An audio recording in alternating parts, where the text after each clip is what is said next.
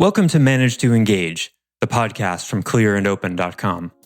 Dedicated to the evolution of you, because businesses grow when people do. Serving leaders, managers, and people who will be, helping you reach excellence in your work and achieve your personal goals at the same time. Sign up for the free course at clearandopen.com. Excuses are things we tell ourselves so that we don't have to face how incredibly powerful we are. And if you don't see excuses everywhere you go in your life and every minute or two when you're talking to someone, then please allow me to open up your eyes. Hi, it's Joseph, and thanks for tuning in to Manage to Engage, the podcast from clearandopen.com.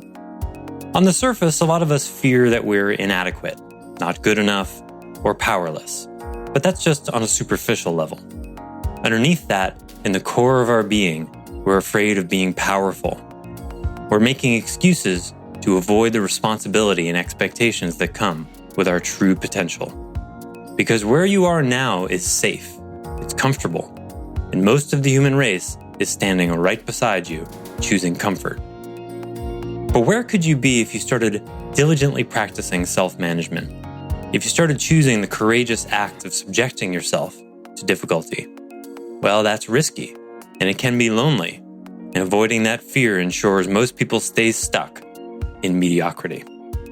I offer weekly member webcasts, online courses, and mentorship at clearandopen.com because it's my truth that, with the right tools, anyone can eliminate the people, money, and time problems holding them back in business. And I share parts of these webcasts and courses on this show because I want to help you too.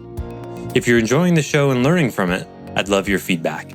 If you're listening to the show on an Apple device, all you have to do is open the podcast app, view the full description of this episode, and click the link to leave a rating and review for the show. Thanks so much for listening.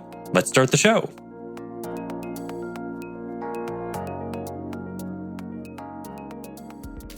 Consider looking at the context of your desirable difficulty. What do you want? What are you working on in yourself? And what's a way you could subject yourself to desirable difficulty to get that? So the engagement quiz that I asked you guys to do or redo last week is basically a list of things that is designed to show you where you're not engaged. Any of those things that you're not doing, not being, those are all opportunities to turn yourself toward some kind of desirable difficulty, whether it's exercising in the morning or returning phone calls, messages, or whatever it is. Look for those things. Who do I want to be? How am I not being it? What's the assignment I can give myself? You can ask me too. I'm really good at giving people assignments that steer them into their difficulty. Remarkably, people rarely ask me to give them to them. But that would be part of desirable difficulty. And one more thing I want to say, it's probably more than one. Part of the reason why I think we avoid these kinds of things is because on one of the deepest levels, it's something I not only subscribe to, but I've experienced myself. You ever seen I think it was a Marianne Williamson quote, our deepest fear is not that we're inadequate or powerless, but actually our deepest fear is that we're powerful beyond measure. I'm paraphrasing. It's been my experience that this is true. We have a lot of more superficial fears of, I'm afraid of failure, I can't do this, I'm not enough for this, I can't rise to this challenge. That's on the surface. But if you push yourself hard and long enough and go really digging into the depths of your psyche, what you'll discover is that while on one hand, all of that is true and real and needs to be worked through, shame and inadequacy, powerlessness, and all that is true. But what is underneath that, the bottom 2/3 of the iceberg, is a fear of actually being incredibly powerful. So I would like to give you to kind of plant a seed and give you an inquiry here. What if you were multiple times, what if you were 10x more powerful than you actually experience yourself to be?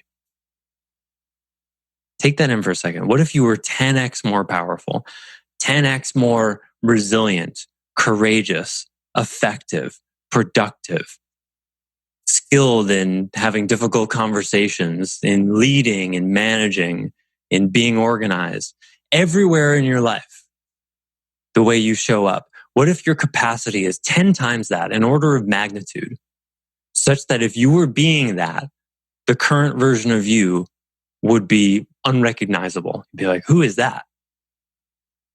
That is your potentiality, your capacity. Because to me, the way it looks is all of the excuses that we make. Excuse comes from the Latin, Greek, actually. No, Latin. Ex causa, I can't remember. Outer cause, an excuse like the one I mentioned before. I don't know how, but I don't know how. In the day and age of Google, that excuse is really wearing thin. But I didn't know how. I don't know how. I remember that one as a kid. My mother was always asking me to empty the dishwasher, but I don't know where everything goes. Look at me. I'm powerless to empty the dishwasher. Like, you've lived in this house for, 12 years. You could make a guess. You could ask. I'm over here. You could be emptying the dishwasher. Right? It's all of the excuses, if you really feel them, they have a kind of, but I'm powerless vibe to it. But I didn't get your email. But I was so busy. But it's weak. Excuses are things we tell ourselves so that we don't have to face how incredibly powerful we are. And if you don't see excuses everywhere you go in your life and every minute or two when you're talking to someone, then please allow me to open up your eyes during this course. Maybe I'll do a whole course on just excuses. And I've been releasing my excuse collection in the newsletter that comes out on Sundays. So be reading that as well. So excuses are not weak in and of themselves. They're a sort of pretense of weakness that allows us to stay small, which is a kind of safety. Because that power that you are, that you have and that you are, it's risky. It's going to scare some people. It's going to make some people jealous. It might make you unpopular, might end some friendships, might create some new ones, certainly too. But the desire to belong is, for most people, not necessarily, they wouldn't necessarily admit this, and it's not necessarily conscious, but the desire to belong is near the top of people's values list unconsciously.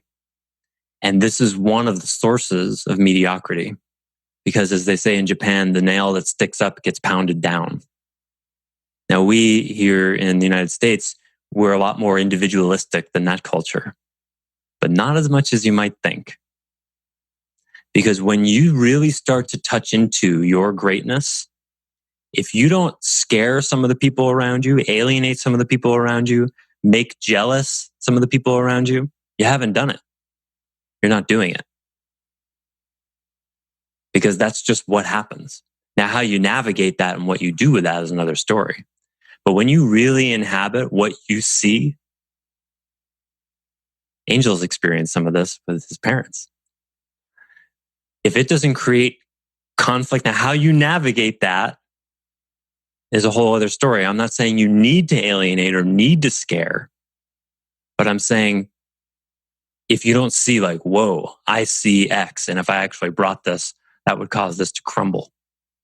I can see codependence in a relationship in about 10 seconds. Sometimes I don't even need to hear the people speaking. Sometimes I can just see it the way two people are walking across the street, or if the woman is always driving the man, usually not a good indicator for the balance of the relationship. If I went around just speaking to the virulent codependence I see in male-female relationships or any kind of relationships, I would be even more unpopular than I already am. Right? But I don't shut down that faculty and pretend it's not there. And guess what? Do you think that's easy? Do you think that's easy talking to a couple who is like, yeah, we're having some difficulty, and there's a part of me holding my nose energetically that is like, oh my God, this relationship stinks. because you're together for all the wrong reasons. On one level, that's true. On another level, hey, they're doing what they're doing and learning what they're learning, and who am I to say? But, when you start to touch into your faculties of perception and ability to see and act, like, for example, how many of you, since being exposed to my teachings, have started to see how incredibly irresponsible people are with responsiveness to emails and messages? Right? Have you noticed? Yes, right? Right. That's usually one of the first things that I poison in people, where they're like, man, it was okay. And now suddenly I'm surrounded by incompetent people who can't respond to a freaking message. Right. And now what do you do with that? You see they need supervision. You see you're having to remind them and do their job for them. And you got to hold that and not vent your frustration at them, depending on your relationship with them. But if you're overseeing them, if you're their manager, now you're responsible for bearing that discomfort and leading them to a place where they can see they could be a lot more grown up by actually responding to their messages, which is really like something a 13-year-old could do. And there's more and more and more levels from that. I felt like I probably should have just put it on the Slack channel because it was so timely. I met with a new person here in Spokane that moved here from the Bay Area, and he invited me out to lunch, and he didn't show. So I chose the place, I chose the time, I sent the invite. He didn't show, so at 5 minutes after noon, I just said, "Hey, just want to check to see if you're en route." Didn't hear anything from him. So it exactly, 15 minutes after, said, "Well, it looks like we're not meeting for lunch today," and just left it at that. And then he came back, and his first response was, "It didn't make my calendar." and there was no apology. There was no ownership. It was like, "Hi, Ed, it didn't make my calendar, Scott." And I'm like, and I just let it sit there. And in my head, I'm like, I felt like, immediately becoming my own version of Joseph and going, "Oh, that's interesting. Really curious, because you invited me and I actually took ownership and sent an invite. Did you not receive the invite that I even sent if you didn't send an invite, he was still responsible, right? It was an agreement, right?" Yeah. And so I just let it sit out there. I let it sit, and it took about a day. And I wasn't trying to punish him. I was just like, "Okay, so that happened. Interesting." And then he followed up and he said, "Hey, I just wanted to apologize. Really, my bad. Not a good way to start off a new relationship. Can I buy you lunch this Thursday at noon?" Nice. I'm like, okay. And I said, "You know what? There's no need to buy me lunch, but yeah, let's meet Thursday." I didn't want him to feel like I'm not, very gracious. I'm like, okay, right? That was enough to. It was enough to offer. It was enough to offer. So we're actually going to lunch right after this call. So very gracious of you. Interesting. So good for you. You made a discernment call there to hold back smacking him awake when he didn't apologize at first, and he arrived there on his own. That's a great sign for him, right? That means he's not emotionally 9 years old. Yeah, he's more like 15. Yeah, which is workable. Well, most people are not beyond 18.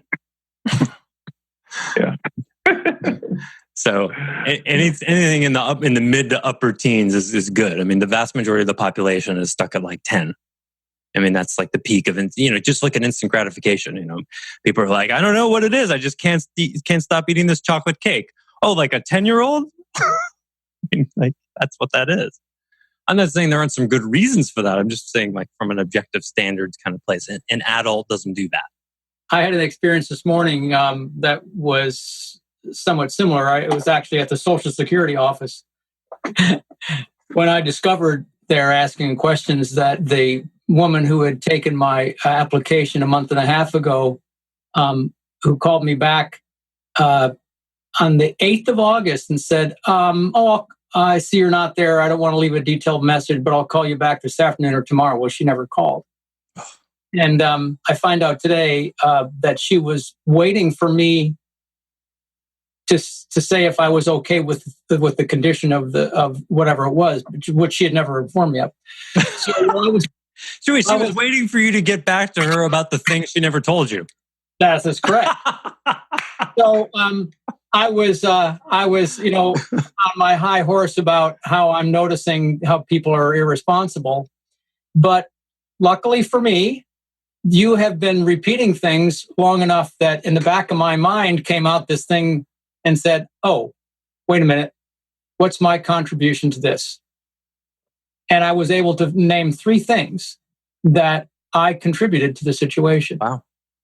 And it was humbling, but it was also, it allowed me to put away my anger and frustration at her and be very okay with the situation and realizing that, okay, it is what it is. It's going to get resolved now, and I can go on with life and not worry about it anymore. Nice. So I appreciate having that voice in the back of my head to say, oh, well, wait a minute, what's my contribution to this? And nice. Very good. Yeah. So Ed and Peter both have shared examples where it's not appropriate necessarily, not appropriate, probably not productive to grab people by the scruff of the neck and stick their nose in their own mess in any way, shape, or form. And so that's a skill, the wise discernment to go, okay, we have an irresponsible person here. What can I do with it? I'll leave space, look at my side. Those are all productive things to do because you don't have jurisdiction, coaching term, management term, you don't have jurisdiction to evolve them. That's one domain.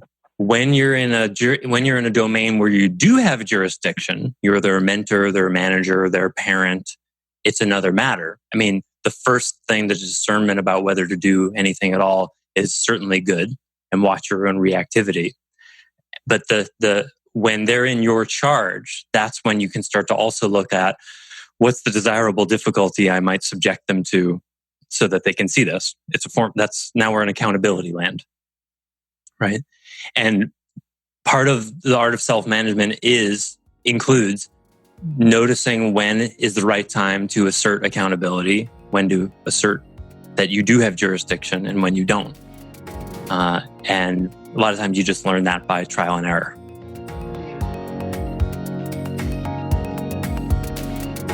Thanks for listening to Manage to Engage, the Clear and Open podcast. Join us next week when you'll be a little bit closer to who you're destined to be. Until then, know that Clear and Open is dedicated to the evolution of you, because businesses grow when people do. If you want to help the show grow, I'd appreciate you leaving a rating and review on iTunes. All you have to do is open the Apple Podcasts app, view the full description of the episode, and click the link to leave a rating and review. Or you can go to clearandopen.com/review, and it will bring you to the right place. If you're looking for more support on your journey, head over to clearandopen.com for even more tools, articles, and free resources. Thanks so much for listening. Bye for now.